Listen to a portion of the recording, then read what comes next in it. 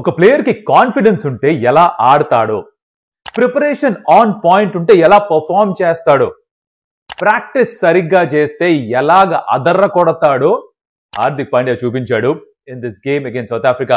Injury కారణంగా కొంతకాలంగా team నుంచి దూరంగా ఉన్నా కూడా కమ్బ్యాక్ ఇస్తే ఇలా ఇవ్వాలి అన్నట్టుగా ఆడాడు Hardik Pandya. It was a fantastic performance from him. దాని గురించి మాట్లాడుకోవాలి. అండ్ ఎలా ప్రతి బౌలరు ఇండియా తరపున తలా చెయ్యి వేసి సౌత్ ఆఫ్రికాని మట్టి కనిపించారు దాని గురించి మాట్లాడుకోవాలి. కన్విన్సింగ్ విక్టరీ ఈ 5 మ్యాచ్ T20 సిరీస్ లో ఫస్ట్ మ్యాచ్ లో ఇండియా సౌత్ ఆఫ్రికాని 101 రన్స్ తేడాతో ఓడించారు. The biggest margin home conditions లో. Will talk about all of that, all the important performance. అసలు మిస్ అవ్వకుండా మొత్తం వీడియో చూడండి. Let's get started.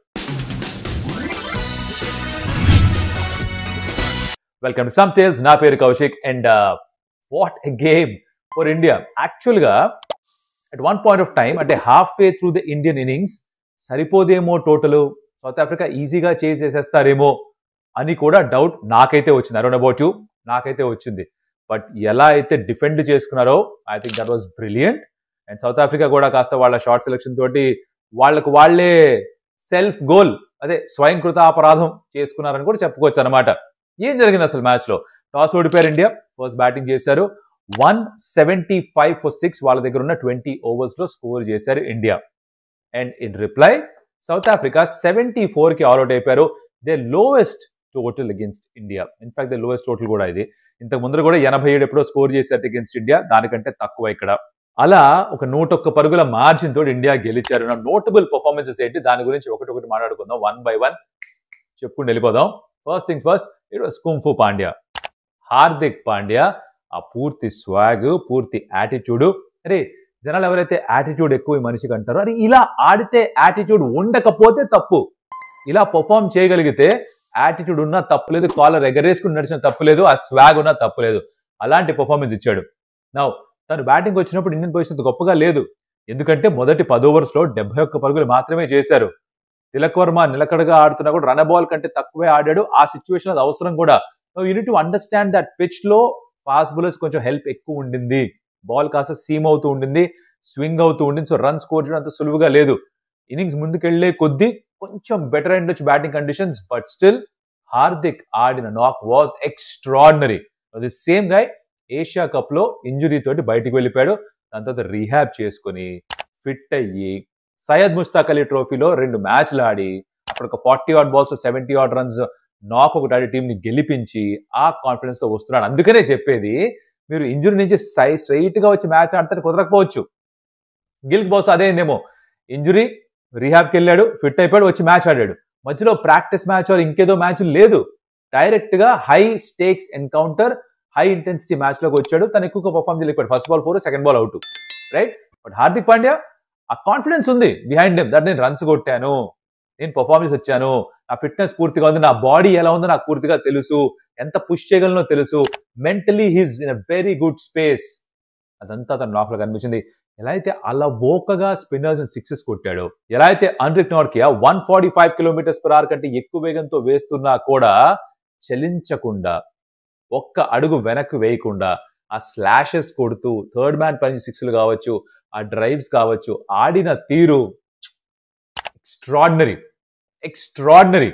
ఈవెన్చువల్ గా 28 balls 59 స్కోర్ చేశాడు. It was top quality stuff from Hardik Pandya. ఇలాంటి నాక్ చాలా అరుదుగా చూస్తుంటాం. Somebody making a comeback from injury, it's even more difficult. అందుకనే హార్దిక్ పాండ్యాకి స్ట్రైట్ అప్ సెల్యూట్ చెప్పి తీరాల్సిందే.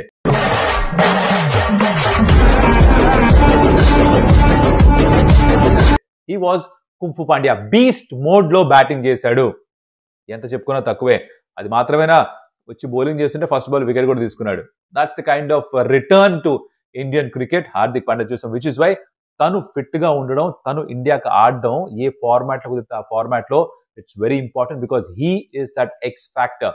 తను కనుక ఫామ్ లో ఉంటే, తను కనుక తన స్టాండర్డ్ కి తగ్గట్టుగా ఆడితే మ్యాచ్ వన్ సైడే. అసలు అక్కడ ఇంకో సైడ్ కనిపించదు మీకు. ఊదేస్తాడు, పారేస్తాడు మొత్తం అంతా. అదే చేశాడు హార్దిక్ పాండ్యా. ఐ నో ఇది కొంచెం హై పిచ్డ్ గా అనిపిస్తుంది, కానీ that's the kind of knock he played. You need to see it to understand what I'm trying to say here. But Hardik Pandya phenomenal job. సరే, తను వచ్చే ముందు ఎందుకంత ఇబ్బంది పడ్డారంటే, శుభ్మన్ గిల్ కూడా ఒక 4 కొట్టాడు, అవుట్ అయిపోయాడు. సూర్యకుమార్ యాదవ్ కూడా 4-6 కొట్టాడు, తన అవుట్ అయిపోయాడు. తిలక్ వర్మ 6 స్టేడియం బయటకు కొట్టాడు, తన అవుట్ అయిపోయాడు. But I think Tilak Varma knock was very important in the context of the game. ఆ టైంలో వికెట్స్ పడకుండా తను అక్షర్ పటేల్ చిన్న పార్ట్నర్షిప్ వచ్చినా కూడా చాలా ముఖ్యమైన పార్ట్నర్షిప్ గా మారింది అది. తర్వాత అఫ్ కోర్స్ జితేష్ తోటి కలిసి ఒక మంచి పార్ట్నర్షిప్ చేశాడు లాస్ట్ లో హార్దిక్ పాండ్యా. శివం దుబే వచ్చాడు కానీ తన నుంచి పెద్ద కాంట్రిబ్యూషన్ ఏమీ లేదు, స్ట్రైట్ బాల్ కి అవుట్ అయిపోయాడు. వాళ్ళు బాగానే బౌలింగ్ చేశారు, అంతా బాగానే ఉంది. 175 దాకా వెళ్ళడం సరిపోదు అనిపిస్తుంది. Actually at one point of time 150-160 మాత్రమే వస్తుందేమో అనుకున్నాం. Thanks to Hardik Pandyas brilliance 175 దాకా వెళ్ళింది. ఇదంతా ఒక ఎత్తు అయితే మన వాళ్ళు బౌలింగ్కి వచ్చినప్పుడు, వాళ్ళు బ్యాటింగ్ వచ్చినప్పుడు ఏం జరుగుతుందో అనుకున్నాం. ఎలా అయితే ఇండియన్ బ్యాటర్స్ ఇబ్బంది పడ్డారో అలాగే ఎగ్జాక్ట్లీ అలాగే సౌత్ ఆఫ్రికన్ బ్యాటర్స్ కూడా న్యూ బాల్ తో ఇబ్బంది పడ్డారు. బట్ స్టార్ట్ అయిందా ఫస్ట్ బాల్ తోటి, ఫస్ట్ ఓవర్లోనే. ఏంటో చెప్తాను అక్కడ. మీరు కనుక మొత్తం మ్యాచ్ చూసుంటే, రెండో ఇన్నింగ్స్ కూడా స్టార్ట్ నుంచి చూసుంటే మీకు తెలుసు దట్ ఓవర్ స్టార్టింగ్ లో ఓవర్ వేసే ముందర హర్షదీప్ సింగ్ తన మార్క్ పైన ఉన్నాడు, ఒకటే స్లిప్ ఫీల్డర్ ఉన్నాడు. ఎందుకో మరి సూర్యకుమార్ యాదవ్ కా హర్షదీప్ కా ఎగ్జాక్ట్ గా తెలియదు, కానీ ఎవరో ఒకరికి ఒక ఆలోచన వచ్చింది, రెండో స్లిప్ కూడా కావాలి, అక్కడ ఇంకో ఫీల్డర్ కావాలి క్యాచింగ్ పొజిషన్ లో అని. బాల్ వేసే ముందరే ఎక్స్ట్రా కవర్ నుంచి ఒక ఫీల్డర్ వెళ్ళి ఇంక స్లిప్ లో నుంచున్నాడు. 2 స్లిప్స్ అయ్యారు. 1 స్లిప్ కాస్త 2 స్లిప్స్ అయింది. అదే ఓవర్ లో చక్కగా సెకండ్ స్లిప్ ఎక్కడైతే నుంచున్నాడో చేతిలోకి వెళ్ళి పడింది ఆ బాల్.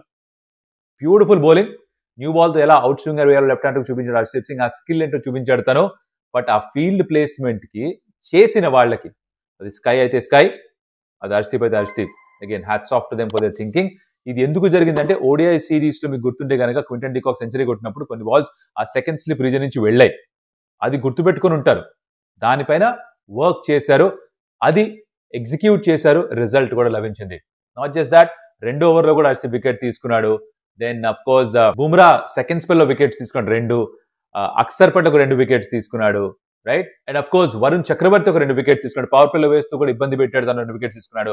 హార్దిక్ పాండ్యా వేసిన ఫస్ట్ బాల్ కి వికెట్, తర్వాత అఫ్ కోర్స్ శివం దుబే కూడా లాస్ట్ వచ్చి ఒక వికెట్ తీసుకుని మ్యాచ్ ఫినిష్ చేశాడు. మెగా సర్ప్రైజ్ ఏంట్రా అంటే హర్షిత్ రాణా 11 లో లేకపోవడం. నేను షాక్ అయ్యా. నేను ఎక్స్పెక్ట్ చేసింది ఏంటంటే గ్యారంటీగా ఉంటాడు. షాక్ లో ఉన్నా, జెన్యున్లీ నేను కూడా షాక్ లో ఉన్నా. అరే ఇలా అయింది ఏంటి, ఎటు కాకుండా హాఫ్ ఆఫ్ ఉన్నాను నేను కూడా. నేను జెన్యున్ చెప్పా హాఫ్ ఆఫ్ ఉన్నాను. మీరు రివ్యూస్ ఉంటే చెప్పాను నేను, అక్కడ క్యాప్టెన్ వైస్ క్యాప్టెన్ పేరు రాసిన తర్వాత హర్షిత్ రాణా పేరు ఫస్ట్ రాస్తారేమో అని, రాయలేదు. ఐఎమ్ సో హ్యాపీ దట్ నా ప్రివ్యూలో చెప్పింది తప్పైంది. నేను కోరుకోలేదు అది, హర్షదీప్ ఆడాలని కోరుకున్నాను. బట్ హర్షదీప్ ని ఆడించారు. That is the right move. ఇంత మంచి ఫామ్ లో ఉన్నాడు, ఇంత చక్కగా బౌలింగ్ చేస్తున్నాడు, వికెట్స్ అందిస్తాడు. Highest wicket taker in T20 internationals for India తనే. బుమ్రా కూడా ఆ 100 వికెట్ క్లబ్ లో చేరుకున్నాడు of course. But Arshdeep I think ఈ still one of the best bowlers India has. Bumrah ఏ స్థాయిలో పర్ఫార్మ్ చేస్తాడు in terms of wicket taking ability, Arshdeep కూడా అక్కడే ఉన్నాడు T20 ఫార్మాట్. సో తనని తక్కువ చేయాల్సిన పనే లేదు. లెఫ్ట్ ఆర్మర్ కూడా పైగా. సో తీసుకున్న వాళ్ళకి again I think salute to them for that, మెచ్చుకోవాలి. డ్రాప్ చేసినప్పుడు ఎలా క్రిటిసైజ్ చేస్తామో, పిక్ చేసినప్పుడు కూడా వాళ్ళని ప్రశంసించి తీరాల్సిందే. అది చేసిన వాళ్ళకి thank you so much. Continue చేస్తే బాగుంటుంది. మళ్ళీ అనవసరంగా మార్పులు చేర్పులు చేయకండి, దయచేసి హర్షదీప్ ఆడనివ్వండి. ఇలా ఫస్ట్ T20 అయితే అయిపోయింది, కన్విన్సింగ్ గా గెలిచేశారు. మరి రెండో మ్యాచ్ 11 డిసెంబర్ జరుగుతుంది. 5 మ్యాచ్ సిరీస్ 19 దాకా ఈ 5 మ్యాచ్ సిరీస్ జరుగుతుంది. ఇవి చాలా ఇంపార్టెంట్ ఇండియాకి, because leading up to the T20 world cup ఇక్కడ ఒక 5, తర్వాత న్యూజిలాండ్ ఒక 5, దాని తర్వాత వరల్డ్ కప్ మాత్రమే ఉంది. కాబట్టి you need to understand what you combinations are. ఇబ్బందులు ఏమైనా ఉన్నాయా అంటే, శుభన్ గిల్ అయితే అవుట్ అయిపోయాడు అంటే, ఇందాక అన్నట్టుగానే సేమ్ పాయింట్ బాసు, ప్రిపరేషన్ సరిగ్గా లేకపోతే డైరెక్ట్ గా వచ్చి మ్యాచ్ ఆడతానంటే కొన్ని సందర్భాల్లో వర్కౌట్ కాకపోవచ్చు. Is a very good batter, no doubt. But still ఆ గేమ్ టైం తన దగ్గర లేదు. Practice practice practice centre of excellence లో కాస్త మ్యాచ్, కొంచెం ప్రాక్టీస్ మ్యాచ్ అక్కడ ఆడడం తెలియదు మనకి. It is we don't know outside. కానీ డైరెక్ట్ గా వచ్చి ఇక్కడ ఇంటర్నేషనల్ మ్యాచ్ ఆడడం అది కాస్త బ్యాక్ ఫైర్ అయింది. ఎందుకో ఓవర్ అగ్రెసివ్ గా ఆడాడు. అలా ఆడితే మంచిదే, బికాస్ అందరూ అలానే ఆడుతున్నారు. తన మట్టికి కొంచెం స్ట్రైక్ రేట్ తక్కువ చేసి ఆడుతున్నాడు. మేబీ దాన్ని మార్చుకుంటున్నాడేమో. Let's wait and see. Series మొత్తం అంతా తనకు అవకాశాలు ఇస్తారని అనిపిస్తుంది. జితేష్ ఎలా అయితే ఆడుతున్నాడో, సంజు శాంసన్ తిరిగి వెనక్కి రావడం కొంచెం కష్టంగా అనిపిస్తుంది this point of time. Let's ఏం జరుగుతుందో రెండో మ్యాచ్ లో, దానికి సంబంధించిన ప్రివ్యూతో మళ్ళీ ముందుకు వస్తా. అఫ్ కోర్స్ దానికంటే ముందు there is interesting news that came out. అదేంటంటే ఐసీసీ వాళ్ళ T20 వరల్డ్ కప్ కి ఫిబ్రవరిలో జరగబోతోంది. అండ్ 2027 లో ఉన్న ఐసీసీ ఈవెంట్స్ కి కూడా కొత్త బ్రాడ్కాస్ట్ అని వెతుకుతున్నారు అని. బికాస్ జియో స్టార్ మేము చేయలేం మహాప్రభో, లాసులు వస్తున్నాయి, డబ్బులు రావట్లేదు మాకు, మీకు ఇచ్చిన డబ్బులు ఏవైతే మీడియా రైట్స్ అది వర్కౌట్ కావట్లేదు అని చేతులు ఎత్తేసారట. ఈ పనుల్లో కనిపించలేదు. ఎందుకు, ఏమిటి, ఎలా, దీని వెనకాల ఉన్న కారణాలు ఏమై ఉండొచ్చు తెలుసుకోవాలనుకుంటే మీడియా రైట్స్ అని కమెంట్ చేయండి. నెక్స్ట్ వీడియో దీనిపైన చేద్దాం. మనకు గ్యాప్ కూడా ఉంది కాబట్టి ఒక రోజు we can cover that in the next video. But of course, thank you so much for that. Like the video, share it with your friends, comment about what you like and not like. Alage subscribe చేసుకొని stamp చేసుకొని మరొకటి మళ్ళీ కలుస్తా. అప్పటిదాకా సెలవు. Adios amigos. Hardik Pandya మామూలు జోష్ లేదు నువ్వు.